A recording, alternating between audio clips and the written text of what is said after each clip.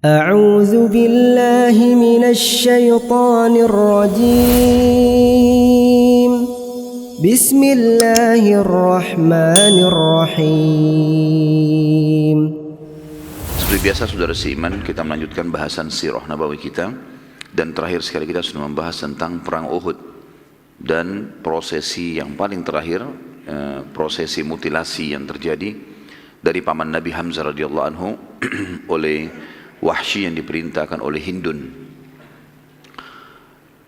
Kita akan lanjutkan teman-teman sekalian setelah Uhud atau fase Uhud, dan kalau sebagian ulama mengatakan ini masih lanjutan perang Uhud. Ada yang memisahkannya, dikenal dengan perang Hamrat Asad. Jadi pada saat itu teman-teman sekalian, kondisi muslimin sangat menyedihkan sebenarnya, karena mereka diserang dari belakang dengan 200 pasukan Khalid bin Walid radhiyallahu anhu pada saat itu belum masuk Islam. Walaupun jumlah mereka banyak, 650 orang di kalangan sahabat, tetapi mereka terpencar. Ada yang memungut ghanimah karena mereka pikir mereka sudah menang. Dan ternyata di antara pasukan Khalid bin Walid ada yang sempat mengangkat bendera Quraisy dan akhirnya membuat 2000 sekian orang dari depan, karena melihat bendera mereka kembali berdiri maka mereka kembali menyerang, sehingga kondisi muslimin di tengah-tengah. Dan ini membuat banyak sekali korban. Sementara Nabi SAW sendiri terdesak juga dengan sebagian pasukan Khalid bin Walid yang membuat akhirnya terpukul mundur ke dekat gunung Uhud. Ringkas cerita, terjadilah banyak sekali korban di antara muslimin sampai 70 orang, dan mereka akhirnya bertahan di atas gunung Uhud. Orang-orang Quraisy pada saat itu menguasai lokasi peperangan karena muslimin tidak ada lagi. Yang di medan perang sudah mati, terbunuh 70 orang. Sisanya 600 orang sekian, itu semuanya naik ke atas gunung bersama Nabi SAW dan semuanya terluka. Tidak ada yang selamat dari luka, termasuk baginda Nabi SAW sendiri terluka pada saat itu. Pada saat itu teman-teman sekalian, orang-orang Quraisy menguasai lokasi peperangan dan mereka melakukan banyak hal yang buruk pada saat itu. Di antaranya adalah perkataan Abu Sufyan sebelum masuk Islam tentunya, karena nanti di pembahasan kota Mekah kita akan bahas bagaimana masuk Islamnya orang ini. Tapi yang jelas Abu Sufyan pada saat itu setelah berdialog dengan Umar bin Khattab, Umar di atas gunung dan Abu Sufyan di bawah, dia sempat mengatakan di perkataan terakhirnya, telah terjadi mutilasi dan perusakan organ tubuh dari pasukan kami, tapi tidak saya perintahkan dan juga tidak saya larang. Karena pada saat itu semua orang Quraisy bebas berbuat apa saja di jenazahnya muslimin, dan jenazah muslimin rata-rata semuanya dirusak oleh mereka. Dan yang paling menyakitkan adalah Hamzah radhiyallahu anhu yang sudah kita ceritakan bagaimana Hindun pada saat mendengar Hamzah terbunuh, dia langsung memanggil Wahsy untuk memberikan hadiah yang telah dia janjikan. Kemudian merusak hidung Hamzah, daerah wajah merusaknya, dicoret-coret, dirobek dengan beberapa pisau, kemudian juga dadahnya dibelah, kemudian dicabut jantungnya, sampai jengkelnya, saking jengkelnya Hindun, dia berusaha untuk memakan, tapi tidak bisa, dia tidak mampu untuk itu. Karena memang dia menganggap Hamzah lah yang telah membunuh ayahnya, karena dia namanya Hindun bin Utbah bin Syaibah bin Rabi'ah, ini mati, terbunuh di tangan Hamzah. Pamannya juga Syaibah bin Rabi'ah juga mati, terbunuh di tangan Hamzah, gitu kan. Kemudian ada saudaranya juga Walid bin Utbah, ini juga mati terbunuh di tangan Ali bin Abi Thalib. Jadi dia merasa jengkel sekali dengan Hamzah. Ringkas cerita, pada saat sudah selesai semuanya, pasukan muslimin melihat orang-orang kafir Quraisy sudah meninggalkan medan perang, sudah jauh, sudah tidak kelihatan lagi, mereka turun. Lalu mereka mulailah mengurus jenazah-jenazah tersebut. Dan sudah kita jelaskan bagaimana prosesi pengumpulan jenazah pada saat itu, bagaimana ada Sa'ad bin Rabi'ah radhiyallahu anhu dengan pesan-pesannya, bagaimana Nabi SAW menangis terisak-isak pada saat melihat pamannya, sampai Umar bin Khattab radhiyallahu anhu mengatakan, kami belum pernah melihat baginda Nabi SAW menangis seperti pada saat itu. Sangat luar biasa gitu, karena kaget melihat pamannya diperlakukan. Setelah pemakaman 70 syuhada Uhud, pasukan muslimin diperintahkan oleh Nabi SAW untuk kembali ke Madinah. Dan sudah kita jelaskan, Uhud sebenarnya masuk wilayah haram. Tapi di zaman Nabi SAW, Uhud itu berada di luar pintu gerbangnya Madinah. Makanya orang-orang Quraisy datang ke Uhud dulu itu untuk menembus benteng Madinah. Jadi kalau dari Uhud kita menghadap ke arah Masjid Nabawi, itu dulu ada tembok pintu gerbang besar dulu di situ. Maka Nabi SAW menyuruh pasukan masuk kembali ke Madinah di rumah masing-masing dalam kondisi mereka terluka. Ada yang 70 luka, ada yang 60 luka, ada yang robek-robek badannya, sobek segala macam. Banyak masalah yang sedang dihadapi. Malam hari mereka istirahat.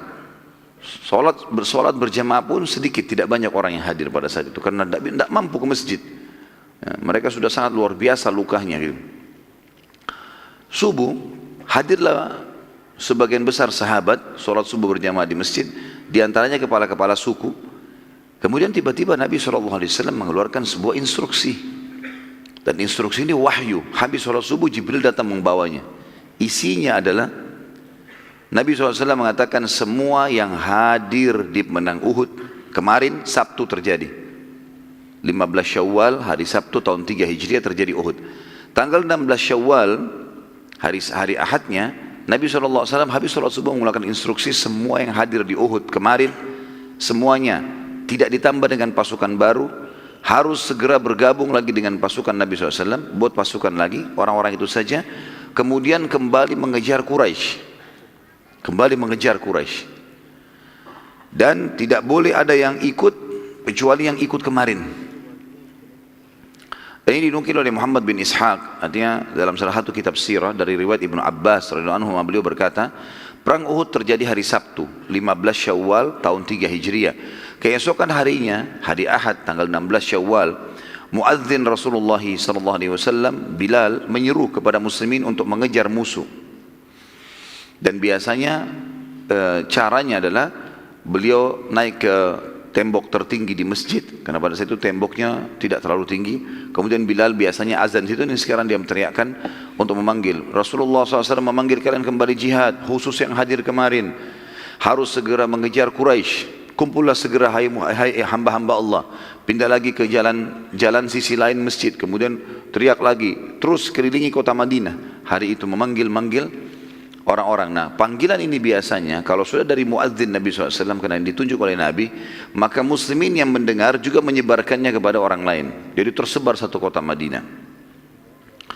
Kata beliau, muadzin tersebut menyerukan bahwa yang boleh keluar saat ini hanyalah orang-orang yang ikut di perang Uhud kemarin. Nanti kita akan jelaskan ada hikmah. Kenapa Nabi SAW tidak tambah pasukan baru? Kenapa bukan orang yang fisiknya kuat? Di Madinah banyak muslimin yang tidak sempat ikut, yang masih sehat. Gitu. Tapi di sini Nabi SAW mengajak yang kemarin saja, bukan yang sekarang yang masih kuat. Nanti ada hikmahnya tentunya. Dari sisi lain teman-teman sekalian, pada saat Nabi SAW habis sholat subuh instruksikan, dan tiba-tiba seluruh pasukan berkumpul. Yang kemarin itu 600 orang sekian berkumpul semua, 630 orang bersama Nabi SAW, kumpul semuanya. Jadi lebih sedikit waktu hadapin Quraisy pertama 700 orang gitu kan, 70 orang sudah jadi korban. Sekarang berkumpul semuanya 650 orang ini, 630 orang bersama Nabi SAW. Lalu orang-orang yang lain ada yang datang mau bergabung. Ya Rasulullah, kami juga mau ikut. Kata Nabi SAW, tidak bisa. Yang kemarin hadir, dan itu ketahuan orang-orangnya siapa saja, apalagi mereka terluka. Lalu kumpullah mereka semua. Subhanallah, di satu sisi ada hikmah syar'i.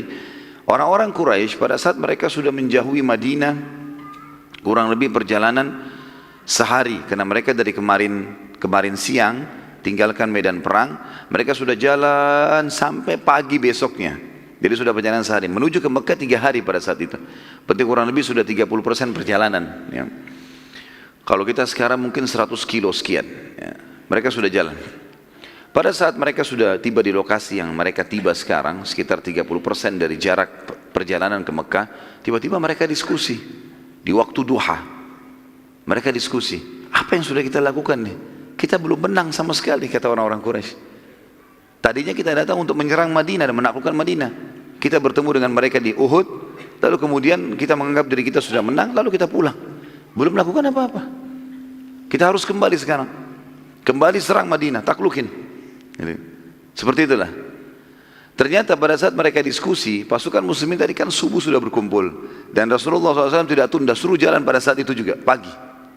Orang-orang Quraisy kirim mata-mata Quraisy kaget melihat Pasukan muslimin sudah jalan dari waktu subuh sampai duha, kurang lebih sudah perjalanan 5-7% dari perjalanan yang mesti ditempuh.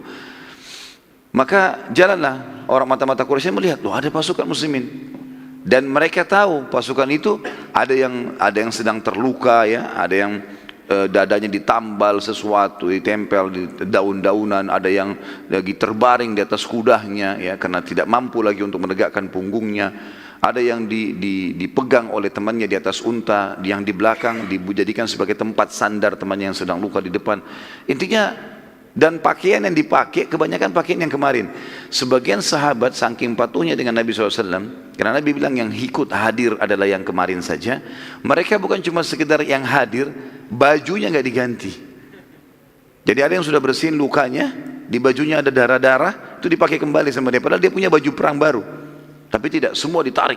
Kuda-kudanya pun yang kemarin itu yang dipakai, gitu kan. Semua pokoknya seperti keadaan kemarin, persis. Mata-mata Quraisy kembali mengejar dengan cepat pasukan, lalu mengatakan sungguh mereka telah mempersiapkan diri gitu. Lalu orang-orang Quraisy bermusyawarah, masa sih nggak mungkin ada pasukan yang luka-luka kemarin, dan mereka lihat pada saat mereka sedang menebas pedang, mereka sedang melukai muslimin, tahu. Dan sudah menjadi hukum lah kalau orang kalah perang kemarin terus hari ini bisa nyerang lagi, itu kayaknya nggak mungkin, apalagi dengan pasukan yang sama. Karena pada saat orang ini kembali, sempat mereka tanya kepada mata-mata, apa kau kenal siapa mereka itu? Kata dia, iya. Siapa? Yang kemarin semuanya hadir. Kok bisa kamu tahu? Semuanya luka-luka. Ini yang luka-luka ini yang ikut nih. Dalam kondisi luka, baju-baju mereka ada yang sobek, topeng mereka, topi besinya ada yang berdebu, kotor. Biasanya orang kalau baru keluar, habis dilap, bersih. Ini enggak, keadaannya memang seperti itu. Kuda-kuda mereka kelihatan letih. Dari kuda kemarin yang sudah dipakai, sekarang kondisinya memang seperti itu. Orang-orang Quraisy bermusyawarah, apa ini kira-kira? Kok bisa seperti ini? Nggak mungkin ada pasukan kalah kemarin sekarang sudah nyerang, nggak mungkin. Lalu karena curiganya, karena khawatirnya Quraisy, maka mereka mengirim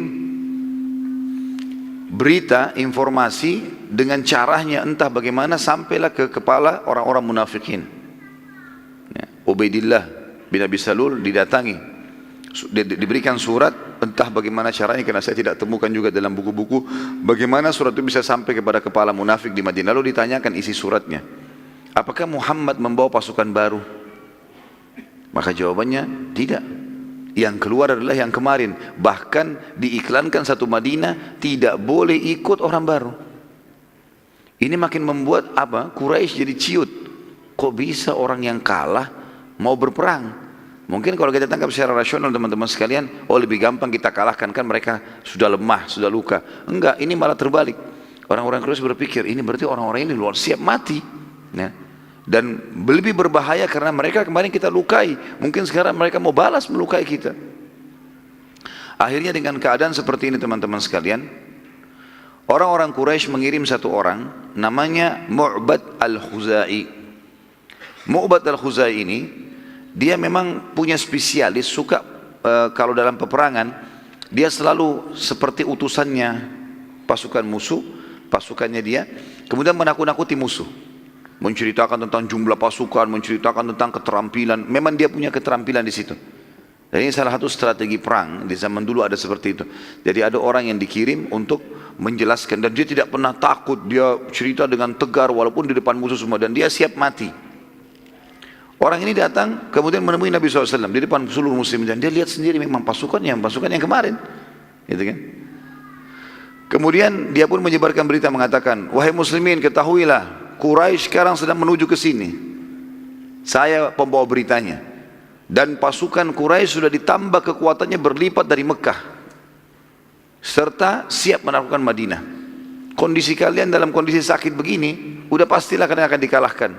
Terus dia teriak-teriak di sekitar pasukan. Dia udah siap, kalau dia dibunuh pun oleh muslimin dia siap. Memang untuk itu tugasnya dia. Maka dia waktu teriak-teriak seperti itu dia kaget. Ternyata satu pasukan muslimin melihat ke arah dia lalu mengatakan, hasbunallahu wa ni'mal wakil. Cukuplah Allah menjadi penolong kami dan dia sebaik-baik tempat bersandar. Kami tidak akan mundur. Serentak satu pasukan, ratusan orang. Maka orang ini kembali lagi ke Quraisy, mengatakan sungguh betul-betul kita nggak bisa kalahkan ini pasukan. Ini yang datang sekarang ini pasukan yang mau mati nih. Siap nggak hadapin 600 orang, semua mau mati. Kalau kalian siap, ayo kita kembali, lawan. Kalau nggak siap, pulang. Karena sesungguhnya sekarang sudah tersebar Jazirah Arab, kalau kita sudah menang. Orang sudah tahu di Uhud kita menang. Jangan sampai kita balik, kemudian kita dikalahkan, lalu kemudian yang ada sekarang di pasukan Quraisy ini, pasukan intinya Mekah. Kalau ini kalah, mereka akan melanjutkan perjalanan ke Mekah. Ini lebih berbahaya. Maka kalau kita kembali lebih aman, kembali saja ke Mekah, anggap kita tidak dengar berita itu. Dan tidak mungkin pasukan selemah ini sampai ke Mekah. Susah. Kalaupun mereka sampai, kita masih punya banyak persiapan. Ringkas cerita, pada saat mereka lagi diskusi seperti itu, Nabi SAW tiba di sebuah lokasi namanya Hamrat Asad. Ini nama lokasi. Ya. Dan Hamr diambil dari kata-kata muthannah dari ahmar, ya, yang berarti merah sebenarnya. Asad, singa. Jadi sama dengan istilah singa merah. Waktu itu khilaf di antara sejarah tentang masalah, dikatakan padang pasirnya kemungkinan berwarna kemerah-merahan. Jadi padang pasir memang ada dua warna. Ada yang warna kekuning-kuningan, ada yang warna kemerah-merahan. Biasanya pasirnya berbeda. Ini di daerah padang pasir orang tahu semua ini. Entah kenapa dengan hikmah Allah ada merah, ada warna kuning. Dan saya pernah lihat sendiri di Jordan, pada saat kami lagi mampir ke salah satu padang pasir, memang ada sampai seperti terbentuk padang pasir itu. Di sininya merah, di sininya warna kuning gitu. Kelihatan sekali. Dan pasirnya sama sebenarnya, gitu. Cuma berbeda warna. Maka dinamakanlah nama ini. Ada yang mengatakan juga ini adalah nama lokasi dan ada yang mengatakan ini nama gunung. Intinya Nabi SAW menunggu di situ dan itu memang lokasi yang terbuka sekali, memang untuk peperangan. Nabi SAW menyuruh pasukan untuk istirahat di situ, tancapkan kemah, tancapkan bendera perang di depan. Artinya menunggu Quraisy, menantangnya.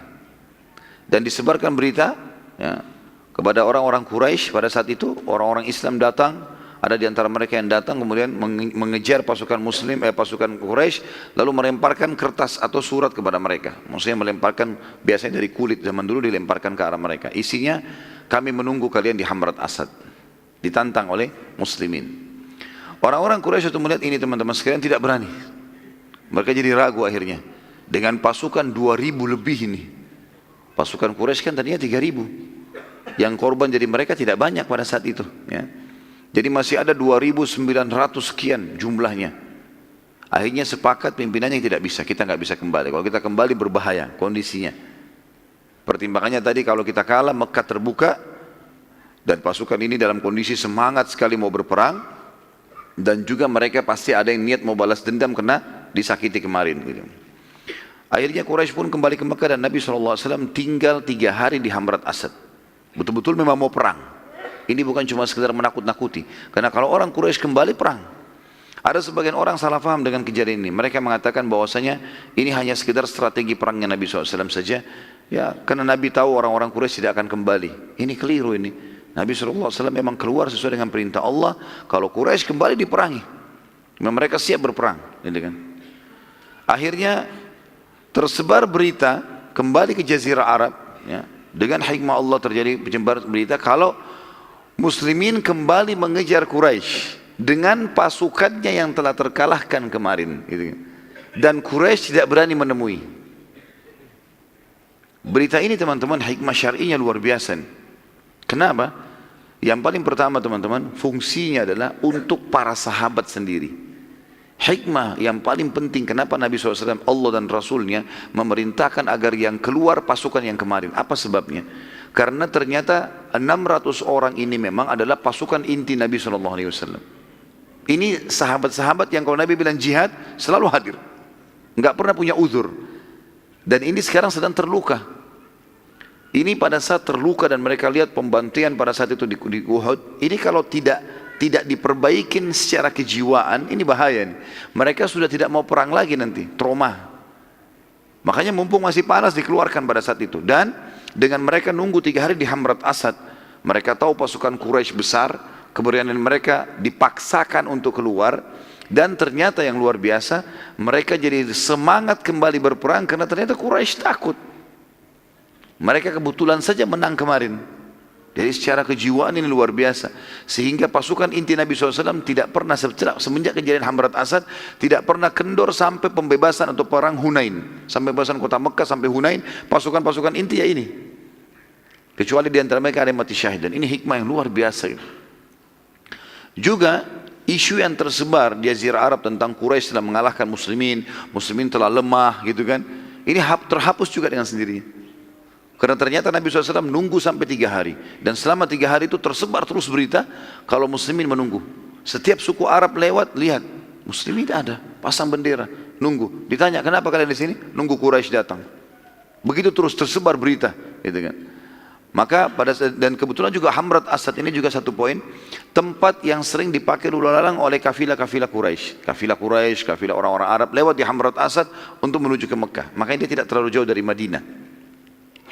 Ringkas cerita teman-teman sekalian, Allah subhanahu wa ta'ala menurunkan ayat setelah 3 hari itu, surah Al-Imran, surah nomor 3 ayat 172. Dan hari ini kita akan banyak sekali mentadabburi ayat-ayat Al-Quran, karena momen perang Uhud ini adalah momen pelajaran bagi umat Islam sampai hari kiamat. Bukan cuma kejadian pada saat itu. A'udzu billahi minasyaitonir rajim. Alladzina istajabu lillahi war rasuli min ba'di ma asabahumul qarh lilladzina ahsanu minhum wattaqau ajrun azim. Orang-orang yang mentaati perintah Allah dan Rasulnya sesudah mereka mendapatkan luka dalam peperangan Uhud. Ayat Al-Quran merincikan itu, menyebutkan fadilah 630 orang ini ya. Orang-orang yang mentaati Allah dan Rasulnya setelah mereka mendapatkan luka di perang Uhud, dalam kondisi luka pun mereka masih patuh. Makanya tadi saya bilang ini pasukan inti Nabi Sallallahu Alaihi Wasallam. Jadi kalau ini kalah, ini masalah ini secara kejiwaan. Makanya Allah turunkan memuji mereka. Bagi orang-orang yang berbuat kebaikan di antara mereka dan yang bertakwa disiapkan pahala yang besar. Artinya adalah bagaimana Allah Subhanahu Wa Taala memuji mereka. Dan setelah 3 hari betul-betul mereka pulang, sampai dinukil dalam beberapa athar, para sahabat yang tadinya tidak bisa menegakkan punggung mereka menegakkan punggung. Mereka mulai tersenyum. Mereka mulai lagi ya semangat satu sama yang lain. Oh, ternyata kita menang. Ternyata kita menang. Dan ini satu hal yang luar biasa, bagaimana strategi perang Nabi SAW yang mengikuti wahyu tepat sasaran. Ya. Dan pada saat mereka pulang, sampai ada di antara mereka yang tadinya kalau tidak terjadi Hamrat Asad, kemungkinan besar mereka harus mengobati diri mereka sampai berbulan-bulan, bahkan tahunan dengan luka-lukanya. Tapi ternyata dengan kejadian Hamrat Asad dan mereka semangat, luka mereka bisa sembuh dalam beberapa hari. Dengan hikmah Allah, karena semangatnya. Bahkan setelah itu mereka mengatakan kepada Nabi SAW, kami siap ya Rasulullah menuju ke Mekah. Kapan saja ajak kami ke Mekah. Ini tidak akan terjadi kalau tidak ada Hamrat Asad. Jadi ini satu hal yang luar biasa. Tentu ada beberapa hal yang terjadi di Hamrat Asad ini, ya, pada saat sebelum terbentuk pasukan, penyuruh Nabi SAW keliling-keliling, mutar-mutar, sampaikan informasi gitu kan. Ada di antara mereka seperti Sa'ad ibn Ubadah radhiyallahu anhu, yang lagi dengan Usaid ibn Khudair, 2 orang kepala suku Ansar, yang lagi menempel pelapa-pelapa daun, ya, daun-daun pohon yang biasa mereka pakai untuk obat, di luka-luka mereka. Waktu terdengar seruan, Rasulullah SAW memanggil seluruh pasukan hadir kemarin untuk hadir sekarang juga jihad, maka mereka mencabut luka-luka mereka. Kalau kita sekarang punya perban, di perban itu dicabut sama mereka, sengaja dicabut, dibuka. Tadinya mereka bisa biarin tuh, tapi ada di antara mereka yang mencabutnya untuk membuktikan bahwasanya saya tidak peduli dengan luka saya. Maka Usaid bin Khudair menariknya sambil mengatakan, aku tidak akan pernah menolak panggilan Allah dan Rasulnya. Menarik daun tersebut sambil mengucur lagi darahnya di dadahnya, ada yang di lengannya, ada yang di kepalanya. Mereka cabut semua itu untuk menunjukkan bahwa saya memang betul-betul mereka siap. Padahal mereka bisa biarkan dalam kondisi terperban, misalnya mereka jalan kan.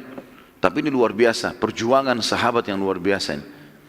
Maka mereka pun ada yang datang ke sana dalam kondisi darahnya ngucur. Dan yang paling unik adalah yang pernah saya ceritakan, 2 orang anak muda dari Ansar yang mereka sudah tidak bisa bergerak lagi, dari kepala sampai kaki luka semua, 70 luka satu orang, adik kakak. Dua-duanya hanya bisa pada saat itu ditaruh di atas kuda, dibaringkan, dan mereka sudah tidak bisa bergerak. Waktu diturunkan pun dari kuda di rumah orang tuanya, di rumah ibunya, Ya, itu hanya diturunkan, saya dipikul oleh beberapa sahabat untuk diturunkan dan diletakkan di atas tempat tidur mereka, nggak bisa bergerak lagi. Lukanya semua ngucurin darah dari kepala sampai kaki, 70 sampai kakinya, 70 luka ini. Bukan main-main teman-teman sekalian. Coba kita bayangkan kalau silet saja kena jari kita.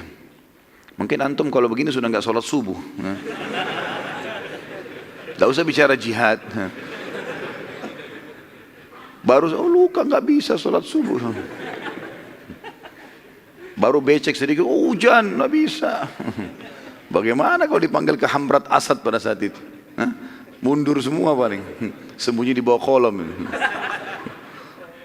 Lihat para sahabat, cabut perbannya, 70 sabetan pedang. Dikatakan dalam riwayat, sabetan pedang, hantaman tombak, luar biasa ini. Luka-luka dari kepala sampai kaki, di depan, di belakang, sakit semua. Dua orang anak muda ini umurnya 15 sama 16 tahun. Lagi baring. Mereka dengar dari depan rumahnya. Hai muslimin yang hadir kemarin di Uhud, datanglah. Rasulullah SAW suruh kalian menyerang Quraisy dan tidak boleh ikut kecuali yang ikut kemarin. Si kakak bilang sama adiknya, kita nggak bisa diam di rumah nih. Kita dengar seruan Rasulullah. Gitu. Kata adiknya, gimana caranya bergerak ini kakak ini? Gimana caranya kita mau pergi ke sana gitu? Apa kata kakaknya? Saya akan seret kamu ke satu sisi sampai saya sudah tidak mampu, lalu kamu seret saya. Intinya kita tidak boleh tinggal di rumah sini. Mereka saling seret-seret adik kakak. Dilihat oleh orang-orang di Madinah itu. Dan sampai di depan pasukan Nabi SAW. Dan orang banyak menangis pada kejadian tersebut. Anak muda 15-16 tahun yang sekarang kebanyakan digunakan untuk foya-foya. Habis-habisin umurnya. Dianggap kalau umur-umur seperti ini SMP sampai SMA adalah umur saatnya menikmati kehidupan dengan narkotika, dengan zina, dengan segala macam. Sahabat berlumuran darah di medan jihad, perang, membela agama Allah dan Rasul, ini luar biasa nih. Akhirnya mereka pun ikut pada saat itu di medan perang. Ini diantara kejadian yang luar biasa di Hamrat Asad pada saat itu. Baik, kita masuk ke poin lain teman-teman sekalian, pelajaran penting dari Uhud dan Hamrat Asad itu sendiri. Sekarang kita gabungkan gitu kan. Yang pertama, yang paling penting yang harus diambil pelajaran adalah ketaatan pada pemimpin adalah bagian daripada ketaatan kepada Allah. Dan bermaksiat pada pemimpin berarti bermaksiat pada Allah dan akan mendatangkan bencana. Kepemimpinan dalam Islam ada banyak. Yang kita mulai dari yang kecil-kecil, kepemimpinan dalam sholat misalnya. Ya. Sholat imam, nggak boleh dibantah. Dilanggar gerakannya, maka berarti batal sholatnya, gitu kan? Imam ruku kita nggak mau ruku misalnya, nggak bisa. Harus ikut. Kenal tidak kenal, pemimpin sholat ikut. Ada namanya amir safar. Ya. Yang kata Nabi SAW, janganlah 3 orang antara kalian safar, kecuali nunjuk salah satu jadi pemimpin. Harus dipatuhi. Dia bilang jalan-jalan, dia bilang mampir-mampir. Dan ini sunnah Nabi SAW. Kita tahu dalam rumah tangga ada suami, pemimpin, istri keluar harus pamit, harus santun, harus patuh, selama bukan maksiat kepada Allah. Kita tahu dalam peperangan ada panglima perang. Selalu Nabi SAW mengatakan, taati pemimpin kalian, taati pemimpin kalian. Dia bilang pergi-pergi, dia bilang enggak. Harus serang-serang, enggak. Nanti kita lihat dalam perjalanan peperangan setelah ini banyak sekali bagaimana pemimpin-pemimpin Nabi SAW ini luar biasa. Ya, mereka patuh betul, walaupun mereka lewat di satu suku dan suku itu sudah lemah, bisa diserang, dijadikan ghanimah, mereka tidak mau serang karena tidak ada perintah dari Nabi SAW. Perintahnya A ya A, B B, tidak ditambah, tidak dikurangi. Dan ada pemimpin negara yang sifatnya memang memimpin kaum muslimin, kan? Maka selama tidak maksiat kepada Allah wajib dipatuhi ini. Kita ambil sekarang salah satu dari 5 poin ini adalah pemimpin perang. Dan di sini Nabi SAW instruksikan dari pemanah-pemanah yang ditaruh 50 orang di atas bukit pemanah, jangan turun. Kalian lihat kami menang atau kalah. Jangan tinggalkan ini, karena kekuatan umat Islam di situ. Ternyata teman-teman sekalian, waktu pasukan Quraisy sudah kocar kacir, sebagaimana kita ceritakan di perang Uhud, Hamzah radhiyallahu anhu, Ali, Zubair radhiyallahu anhu majma'in, ini berhasil membunuh semua pemegang benderanya Quraisy. Sampai 11 orang yang pegang bendera 10 atau 11 semuanya mati terbunuh. Gara-gara bendera jatuh membuat 2000 orang ini melarikan diri. Dan dianggap pasukan menang. Waktu itu bukit pemanah memang lumayan cukup tinggi. Kalau dari atas bisa melihat, sampai sekarang pun teman-teman kalau lagi ziarah ke lokasi Uhud, naik ke bukit pemanah, ya kelihatannya pendek dari bawah. Tapi kalau kita naik lumayan tinggi. Dan kita bisa melihat memang kancah peperangan itu kelihatan sekali. Jadi memang mereka lihat orang Quraisy sudah jauh. Sampai pada saat itu kita ceritakan di awal kemenangan muslimin, itu sampai mereka meninggalkan barang-barang harta mereka dan meninggalkan wanita-wanita mereka. Dan sangat aib pada saat itu oleh orang Arab kalau meninggalkan wanita mereka. Nggak boleh. Walaupun dia mati demi kesucian perempuannya, tapi ini perempuannya pun ditinggalkan saking luar biasa kocak-kacinya pada saat itu. Ya, mereka tidak bisa lagi mengatur strategi perang dan kerahkan. Rupanya dari 50 pemanah, ada 43 orang yang turun. Pemimpin mereka Abdullah bin Jubair radhiyallahu anhu mengatakan, jangan, Rasulullah larang, nggak boleh. Enggak, apalagi yang mau dijaga. Udah menang kok. Jelas-jelas nggak ada, tuh lihat orang Quraisy sudah nggak ada. Udah menang. Mereka sebenarnya niatnya mau itu, ya, ingin bantu sahabat-sahabat yang dibawa untuk mengumpulkan ghanimah gitu kan, menganggap sudah kemenangan. Padahal instruksi Nabi, jangan tinggalkan, menang atau kalah.